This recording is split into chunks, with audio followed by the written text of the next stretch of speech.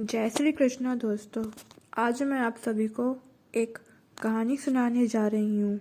अगर मेरी कहानी आप सभी को अच्छी लगे तो मेरे चैनल को सब्सक्राइब करें, वीडियो को लाइक करें और शेयर करें। एक गांव में आबादी से थोड़ी दूरी पर एक घर था जो खंडर बन चुका था।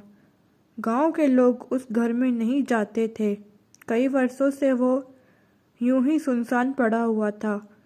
इस घर के बारे में अजीब अजीब सी बातें प्रचलित थीं। कहते हैं जो भी इस घर में गया वो लौटकर वापस कभी बाहर नहीं आया। लेकिन ऐसा कई वर्षों पूर्व हुआ था। नए युवाओं और बच्चों को इस विषय में ज़्यादा जानकारी नहीं थी। गांव के बड़े बुजुर्ग बताते हैं कि लगभग 30 से 40 वर्ष पूर्व इस घर में एक परिवार रहता था जो कि अचानक कहीं गायब हो गया। पहले तो लोगों को लगा कि वो सब कहीं चले गए हैं, लेकिन उस घर के दरवाजे पर ताला नहीं था। इस वजह से गांव वालों को कुछ गड़बड़ महसूस हुई। फिर कुछ लोग उस घर के भीतर गए, लेकिन वो भी वापस लौटकर नहीं आए। ऐसा भी नहीं है कि घर बहुत बड़ा था, वो सिर्फ 2 कमरों का ही मकान था। पुलिस को सूचित किया गया, लेकिन पुलिस के कुछ लोग भी घर में जाकर लापता हो गए। उसके बाद उस घर को पुलिस ने सील कर दिया और वहाँ सभी के आने जाने पर पाबंदी लगा दी गई। तभी से लोग उसको जादुई, भूतिया या रहस्यमय घर कहते हैं। उसके बाद डर के कारण उस घर के आसपास के लोगों ने भी अपने घर हिस्से उससे दूर बना लिए थे। इस घर के विषय में दूर दूर तक कहानियां प्रचलित हो चुकी थीं। बहुत से लोग दूर दूर से इसको देखने आते थे, लेकिन कोई भी इस घर के भीतर नहीं जाता था। अभी तक आपने सुना कि एक गांव में एक सुनसान घर था जिसमें रहने वाले लोग 30 से 40 वर्ष पूर्व घर में से लापता हो गए। उनको देखने के लिए अन्य गांव वाले, पुलिस वाले भी उनके घर में लापता हो गए। फिर एक बार कुछ वैज्ञानिकों की टीम उस घर के विषय में शोध करने आई। उस टीम की अगुवाई एक नामी वैज्ञानिक डॉक्टर चंद्रशेखर कर रहे थे। उन्होंने उस घर में जाने से पहले अपने शोध में काफ़ी उपकरण ले लिए थे। डॉक्टर चंद्रशेखर ने अपने साथी सहयोगियों को लिया और बाकी सदस्यों को वहीं पर रुकने का निर्देश देकर उस घर में प्रवेश करने लगे। भीतर जाने के बाद अंधेरे में उनको कुछ नजर नहीं आया, तो उन्होंने टॉर्च जलाकर देखा। उनको वहाँ हर जगह जाले ही जाले और धूल मिट्टी ही नजर आई। डॉक्टर चंद्रशेखर के सहायक उन्हीं के निर्देश अनुसार उनसे लगभग 1 मीटर की दूरी बनाकर आगे बढ़ रहे थे।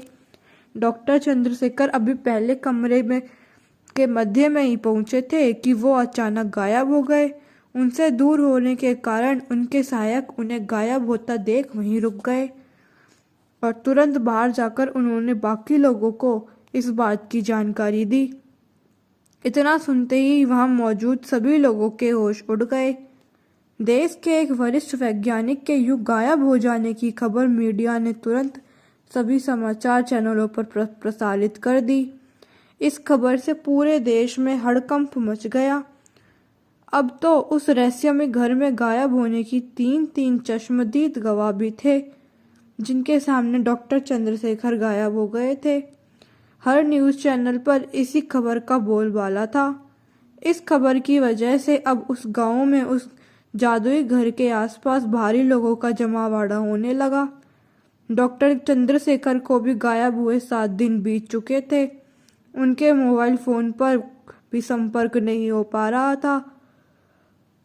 वहां से आम लोगों को हटा दिया गया। अब विषय राष्ट्रीय और अंतर्राष्ट्रीय वैज्ञानिकों की कई टीम उस घर के बाहर तैनात कर दी गई। वे सब अब डॉक्टर चंद्रशेखर को वापस लाने के प्रयास में लग चुके थे। उन्होंने उस घर की 4 दीवारी को तोड़कर उस जगह को निशानबद्ध कर लिया था जिस जगह पर डॉक्टर चंद्रशेखर गायब हुए थे, लेकिन उस स्थान के आसपास की चीज़ों को नहीं छोड़ा था, क्योंकि उनको पता नहीं था कि उस कमरे में उस स्थान की परिधि कितनी बड़ी है। जहाँ से इंसान गायब हो जाते हैं। डॉक्टर चंद्रशेखर को ढूंढकर वापस लाने के लिए 6 लोगों की टीम गठित की गई, जिसमें 5 बेहतरीन कमांडो और एक वैज्ञानिक डॉक्टर राहुल थे। उस टीम को कमांडो मेजर अर्जुन लीड कर रहे थे। वे सब उस जगह से प्रवेश कर गए। जैसे उन्होंने वहां प्रवेश किया, वो किसी अंधेरे और सुगढ़ वन में थे। उनको पता नहीं था ये कौन सी जगह है। आगे आगे कमांडो अर्जुन थे, उनके पीछे 2 कमांडो, बीच में डॉक्टर राहुल और उनके पीछे बाकी 2 कमांडो चल रहे थे। वो सब आगे बढ़े चले जा रहे थे। लगभग 1 किलोमीटर चलने के बाद उनको एक स्थान पर एक जूता पड़ा हुआ मिला, जो कि ज़्यादा पुराना नहीं था। शायद वो डॉक्टर चंद्रशेखर का ही था। उन्होंने यहाँ वहाँ आस पास देखा, लेकिन वहाँ कोई और नहीं था। थोड़ी दूर चलने के बाद उनको कुछ आवाज़ें सुनाई दी, शायद किसी जानवर की थी। वे सब अलग अलग पेड़ की ओट में छिप गए।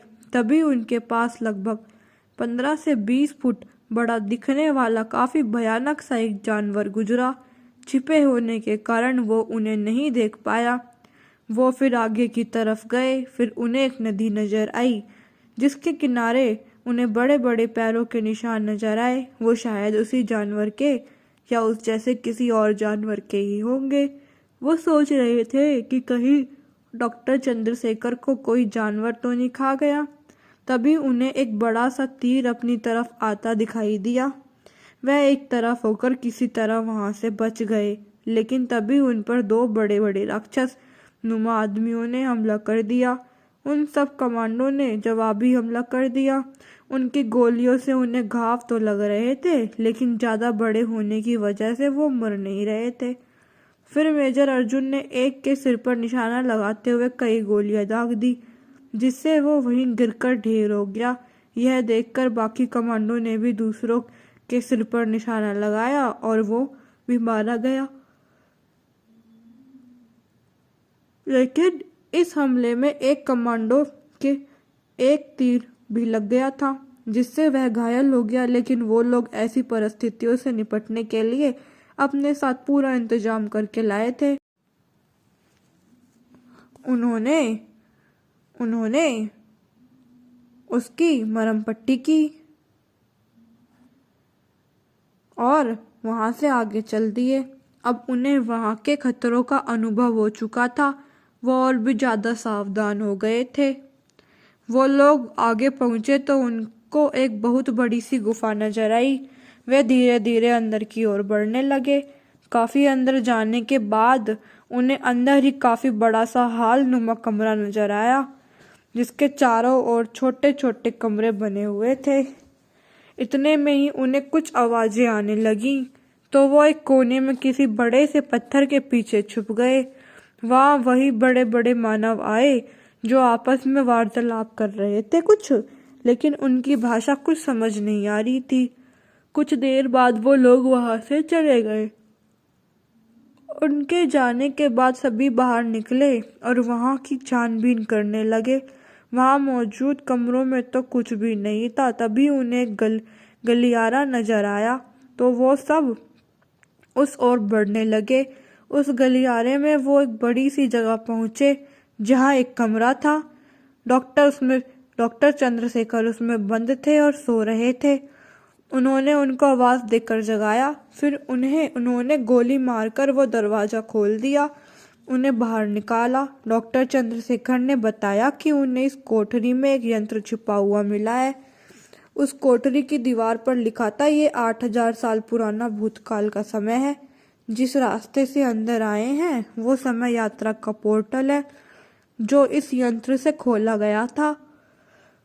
लेकिन इस यंत्र की बैटरी खोने की वजह से हम सभी इसी समय में फंस गए हैं और वो पोर्टल भी खुला ही रह गया है।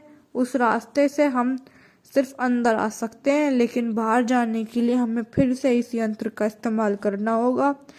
इसको इस्तेमाल करने का तरीका नीचे लिखा हुआ है। यह लोग एक कर मेरे परिवार के लोगों को खा चुके हैं। अब मेरी बारी भी जल्दी ही आने वाली है। अगर कोई उस पोर्टल अंदर आकर इस यंत्र को पा लेता है तो उसको इस यंत्र में बैटरी लगाकर चालू करना होगा, तभी वो यहाँ से बाहर निकल पाएंगे। बाहर जाते ही उनको बाहर वाला पोर्टल बंद करना होगा, अन्यथा अंदर के पोर्टल से ही महाकाय मानव और जीव अंदर के पोर्टल से बाहर आ जाएंगे। बाहर का पोर्टल बंद होते ही अंदर का पोर्टल बंद हो जाएगा। डॉक्टर चंद्रशेखर ने बताया कि उन्होंने अभी तक उनको यहाँ से ले जाने की चेष्टा नहीं की, बस पकड़कर यहाँ बंद कर रखा है। यह लोग भी शायद किसी मुहूर्त का इंतजार करते हैं। अब हम भी यहाँ फंस चुके हैं, कैसे वापस जाएंगे ये सोचना होगा। अभी वह सब बात ही कर रहे थे कि वो दो मानव वहां आ गए। उनको देखकर उन्होंने छिपने का प्रयास किया, लेकिन सब व्यर्थ था। वे सब उनकी नज़रों में आ चुके थे। फिर उस कमांडो ने उन पर गोलियां चलानी शुरू कर दी, लेकिन घायल कमांडो उनकी पकड़ में आ चुका था। उन्होंने उसको पकड़कर दो टुकड़े कर दिए। फिर मेजर अर्जुन ने सभी को वहां से भागने का निर्देश दिया। सभी बाहर की ओर भागे और मेजर अर्जुन उनको कवर कर रहे थे। उन्होंने धनाधन उन मानवों पर गोलियां बरसानी शुरू कर दी। फिर उनको ढेर कर वो वहां से बाहर की ओर निकल गए। वो सभी बाहर के हॉल में पहुंच चुके थे, लेकिन वहां और भी 4 महामानव उनका इंतजार कर रहे थे। उन कमांडो ने उन पर गोलियां बरसानी शुरू कर दी। उनके हाथ में मोटी मोटी गदा रूपी लकड़ी के हथियार थे। 2 कमांडो ने चंद्रशेखर और डॉक्टर राहुल को कवर किया हुआ था। उन महामानवों पर गोलियां बरसा रहे थे। तभी वहां मेजर अर्जुन भी आ पहुंचे। उन्होंने लड़ाई में उलझते हुए 2 महामानवों के सिर में गोलियां मार दी। उनके गिरते ही बचे हुए दोनों का ध्यान अपने साथियों की ओर चला गया और वो सब वहां से बाहर के रास्ते की ओर निकल भागे। बचे हुए दोनों मानव में से एक उनके पीछे भागा, दूसरा अंदर की ओर गया। शायद वो अपने और साथियों को लेने गया था। भागते भागते मेजर अर्जुन ने अचानक रुककर पीछा कर रहे महामानव पर गोलियां की बरसात कर दी। वो भी वहीं ढेर हो गया। भागते भागते उनको एक छोटी सी गुफा नजर आई तो वो वहां चले गए ताकि उनकी नजरों और जानवरों से बचे रहें तथा तब तक उनको वहां से निकलने का कोई रास्ता मिल जाए। डॉक्टर चंद्रशेखर ने उस यंत्र को निकाला। डॉक्टर राहुल ने पूछा, तुम्हारे पास कोई बैटरी है जिससे इस यंत्र को चलाया जा सके? उन्होंने कहा कि इसमें तो कुछ अलग ही तरह की बैटरी लगती है जो कि अब मिलती भी नहीं है, लेकिन हम तो इस यंत्र को चलाने के लिए बस इसे करंट ही देना है ना। डॉक्टर राहुल ने कहा, इसके लिए कुछ जुगाड़ कर सकते हैं हम। उन्होंने अपनी टॉर्च को खोलकर उसमें एक तार फिट किया और उस तार से उस यंत्र से जोड़ने का प्रयास किया, लेकिन बात नहीं बनी। इसी प्रकार डॉक्टर राहुल यंत्र को चालू करने का प्रयास में लग गए। इधर वो महामानव उनको ढूंढते हुए उस गुफा के पास आ चुके थे। उनकी संख्या लगभग 5 थी। मेजर अर्जुन अपने बचे हुए 2 कमांडो के साथ गुफा के मुख के पास अंदर से ही निगरानी कर रहे थे। उन्होंने अपने साथियों से कहा, अब तक जितनी भी इन महामानवों से हमारी मुठभेड़ हुई है उससे तो यही लगता है कि ये संख्या में बहुत ज़्यादा नहीं है, तभी इनकी आबादी कम ही है। अभी भी जो हमें ढूंढने आए हैं वो भी शायद 4 या 5 ही हैं। तभी एक महामानव की नज़र गुफा पर पड़ी।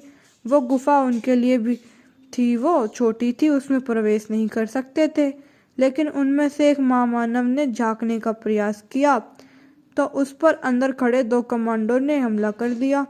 फिर उन महामानवों ने उस गुफा पर तीरों से हमला कर दिया। वो कमांडो भी गुफा के अंदर ही आ गए और उन वैज्ञानिकों से पूछा कि यह यंत्र ठीक हुआ कि नहीं। डॉक्टर राहुल बोले, बस थोड़ी देर और लगेगी इसे ठीक होने में। उनको बाहर निकलते ना देख वो महामानव उस गुफा को ही तोड़ने का प्रयास करने लगे। फिर 3 कमांडो को बाहर निकलकर उनसे लड़ना पड़ा। तीनों कमांडो ने अलग अलग पेड़ के पीछे छिपकर अपनी पोजीशन ले ली। फिर उनमें काफ़ी देर युद्ध चला। एक तरफ से तीर चल रहे थे, दूसरी तरफ से गोलियां। अब तो उनकी गोलियां भी खत्म होने वाली थी। उन 5 में से 2 महामानव मारे जा चुके थे और एक कमांडो भी मारा गया। तभी डॉक्टर चंद्रशेखर और डॉक्टर राहुल ने गुफा से बाहर निकलकर उस यंत्र के पोर्टल खोल दिया। उन्होंने कमांडोज को तुरंत निकलने के लिए आवाज दी। पहले डॉक्टर चंद्रशेखर, फिर डॉक्टर राहुल, फिर मेजर अर्जुन बाहर निकल आए, लेकिन अंदर जो एक कमांडो बचा था उसे निकलने से पहले ही उन तीनों महामानवों ने उसको पकड़ लिया। दो ने उसको मार डाला, लेकिन तीसरा पोर्टल से बाहर निकल कर आ गया। उसको बाहर आता देख डॉक्टर चंद्रशेखर ने रास्ता बंद कर दिया, लेकिन रास्ता बंद होते ही वो महामानव भी बाहर आ चुका था। उसको देखते ही वहाँ हड़कंप मच गया। उसने अपने तीरों से वहाँ मौजूद लोगों पर हमला बोल दिया, लेकिन अब यह मौजूद अन्य आर्मी के जवानों ने उस पर गोलियों की वर्षा कर दी। वो वहीं पर ढेर हो चुका था। इस घटना का सजीवन प्रसारण भी समाचार चैनलों पर था और पूरा संसार इसको देख रहा था। फिर सभी वापस लौटे लोगों को अस्पताल ले जाया गया और इस घटना का यहीं समापन हो चुका था। बाद में परिचर्चा में यह बात बताई गई कि उस घर के लोगों की तो मौत हो गई थी, जो कि उस कोठरी में लिखा हुआ था, लेकिन बाद में उनको ढूंढने जो गांव के लोग और पुलिस गई थी, वो वही उनके द्वारा या अंदर के बड़े बड़े जानवरों के द्वारा मारे गए होंगे। हाँ, रही बात उस समय यंत्र की, तो वो अब भी डॉक्टर चंद्रशेखर के पास था, लेकिन उन्होंने सरकार को बयान दिया कि वो उनसे नष्ट हो गया।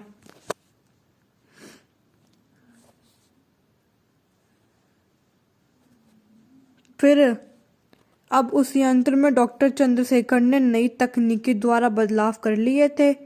उसको अब उन्होंने एक कलाई घड़ी की तरह हाथ में बांधने वाला बना लिया था। उस यंत्र के द्वारा अब वो समय यात्रा के साथ साथ स्वयं अदृश्य होने के साथ साथ किसी अन्य वस्तु या व्यक्ति को भी अदृश्य कर सकते थे, तथा साथ ही किसी भी ठोस वस्तु जैसे दीवार के आर पार जा सकते थे। उन्होंने उसके सभी तरह के प्रयोग अपने घर स्थित अपनी लैब में ही कर लिए थे। उन्होंने अब कुछ बड़ा करने का सोच लिया था। उन्होंने अपनी सरकार की नौकरी से भी त्याग पत्र दे दिया था। उन्होंने इस यंत्र के विषय में अपनी पत्नी और बच्चों को भी नहीं बताया था। ट्रायल के समय वो सिर्फ 1 या 2 वर्ष पीछे ही गए थे, लेकिन एक दिन घर से बाहर एक सुनसान जगह पर जाकर पहले स्वयं को अदृश्य कर लिया और फिर 1980 के समय में चले गए। उनके जाते ही वर्तमान समय में से भी द्वार बंद हो गया, जबकि पहले के यंत्र से वो द्वार खुला रहता था, जिससे कोई अन्य भी उनके द्वार से अंदर जा सकता था। लेकिन इस नए यंत्र में उन्होंने इस कमी को भी दूर कर लिया था। वहां आने से पहले उन्होंने रात के 1 बजे का समय निर्धारित कर लिया। वो अदृश्य तो थे ही, अब उन्होंने वहां किसी स्थान को ढूंढना शुरू कर दिया। एक स्थान पर जाकर वो रुक गए, जो कि एक बड़ी ज्वेलर्स की दुकान थी। वहां काफी सुरक्षा होने के बावजूद अदृश्य होने के कारण वो बंद दुकान के अंदर बिना दरवाजा खोले ही प्रवेश कर गए।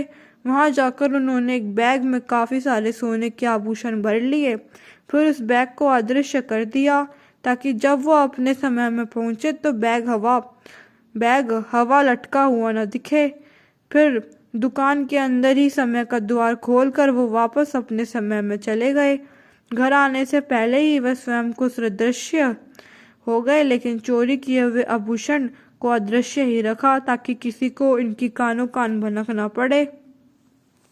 डॉक्टर चंद्रशेखर डकैती करके वापस आ गए। वो अपनी चोरी की तरकीब पर खुश हो रहे थे। वे खुश थे कि भूतकाल में चोरी की तहकीकात होगी और उनको न चोर मिलेगा और न चोरी का सामान। उन्होंने इस तरह भूतकाल के अलग अलग समय में जाकर कई चोरों की वारदातों को अंजाम दिया, लेकिन वो सिर्फ जवाहरात की ही चोरी करते थे, क्योंकि वर्तमान में उनकी कीमत हमेशा ज़्यादा ही बनी रहती है। लेकिन चोरी का सामान वो चोरी छुपे चोर बाजार में ही बेचते थे ताकि पुलिस उन पर शक न कर सके। लेकिन अब उन्होंने कुछ और ही करने का सोचा। डॉक्टर चंद्रशेखर ने अब ऐतिहासिक मूल्य की वस्तु की चोरी का विचार आया, जो भूतकाल में 50 वर्ष पीछे जाकर इंग्लैंड से कोहिनूर हीरा चोरी कर ले आए। उन्होंने उसको बेचने के लिए राष्ट्रीय अंतर्राष्ट्रीय संगठनों से संपर्क किया, उसकी बोली लगाने के लिए सबको एकत्रित कर लिया। लेकिन यही उन्होंने गलती कर दी। कोहिनूर की चोरी कोई छोटी मोटी चोरी नहीं थी, भले ही 50 वर्ष बीत गए हों, लेकिन ऐसी नायाब चीज की चोरी हमेशा याद रहती है। कोहिनूर की नीलामी की खबर खुफिया एजेंसियों को भी लग गई थी। जब नीलामी का दिन आया तो उन्होंने वहां छापा मारकर डॉक्टर चंद्रशेखर के साथ सभी खरीदारों को पकड़ लिया। डॉक्टर चंद्रशेखर से ब्रिटिश पुलिस ने कहा, पिछले 50 सालों से इसको ढूंढ रहे हैं, लेकिन ये तुम्हारे पास क्या आया कैसे? पुलिस की हिरासत में डॉक्टर चंद्रशेखर ने सब कुछ सच सच बता दिया। जो भी अब तक उन्होंने लूटपाट की थी, वो सामान भी पुलिस ने उनको उसके वर्तमान मालिकों को दे दिया। उस यंत्र को भी डॉक्टर चंद्रशेखर से लेकर सरकार को सौंप दिया गया। अब उस पर और रिसर्च शुरू कर दी गई। डॉक्टर चंद्रशेखर को जेल हुआ। अपराधी कितना ही शातिर क्यों ना हो, आखिरकार सजा पाता ही है। तो दोस्तों, अगर आप सभी को मेरी कहानी अच्छी लगी तो मेरे चैनल को सब्सक्राइब करें, वीडियो को लाइक करें और शेयर करें।